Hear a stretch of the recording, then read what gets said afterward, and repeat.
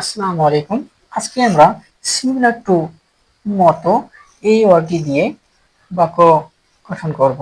Similar to এর অর্থ দিয়ে মতো, কোনো কিছুর মতো বোঝাতে সিমিলার টু ওয়ার্ডটিকে ইউজ করতে হবে। এখানে স্ট্রাকচারটি হচ্ছে সাবজেক্ট প্লাস ভি ওয়ান অর্থাৎ ভার্বের base form similar to plus বাক্যাংশ। এখানে রিমা তোমার মতো গান গায়। Rima sings similar to you. Rima তোমার মতো গান গায়। Rima sings similar to you.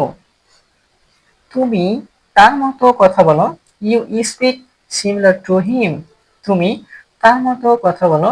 You speak similar to him. তুমি তার মতো কথা বলো। সে তার মতো হাঁটতে পারে।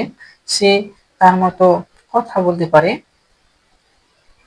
অর্থাৎ কোনো কিছু কারো মতো করা বোঝাতে আমরা সিমিলার টু ইউজ করব। সে সোহেল রিমার মতো খেলাধুলা করে। Sohel plays sport similar to Rima. Sohel plays sports similar to Rima. Sohel রিমার মতো খেলাধুলা করে। এখানে কোনো কিছু কারো মতো বোঝাতে আমরা এখানে এই সিমিলার টু ওয়ার্ডটিকে ইউজ করব। যেমন এখানে রয়েছে সোহেল রিমার মতো খেলাধুলা করে। সোহেল রিমার মতো খেলাধুলা করে। এখানে মতো, এই মতো কথাটি ইউজ করার জন্য, এই মতো কথাটি থাকার জন্য আমরা এখানে সিমিলার টু ওয়ার্ডটিকে ব্যবহার করেছি।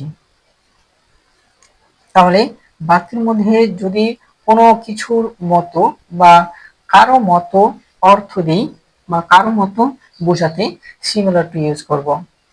তারা সুমনের মতো কাজ করে। The word similar to Suman. আমরা এখানে বলতে পারি যে তারা সুমনের মতো পড়ে। তাহলে আমরা এখানে লিখব they read similar to Suman. They read similar to Suman. আমরা এভাবে বলতে পারি।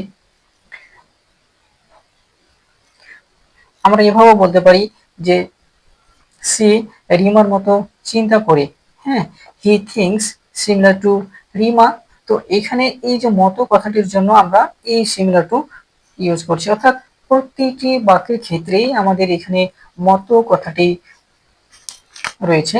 প্রতিটি বাক্যে আমাদের এই মতো কথাটি রয়েছে এবং তার সাথে সিমিলার টু শব্দটি যুক্ত করা হয়েছে। সিমিলার টু ওয়ার্ডটি যুক্ত করেছি প্রতিটি বাক্য রয়েছে। অর্থাৎ কেউ কারো মতো কোনো কিছু করে এমন অর্থে এই সিমিলার টু ওয়ার্ডটিকে আমরা ইউজ করব। সে রিমার মতো চিন্তা করে। He thinks similar to Rima. Rina তার মায়ের মতো কথা বলে। Rina speaks similar to her mother. Rina তার মায়ের মতো কথা বলে।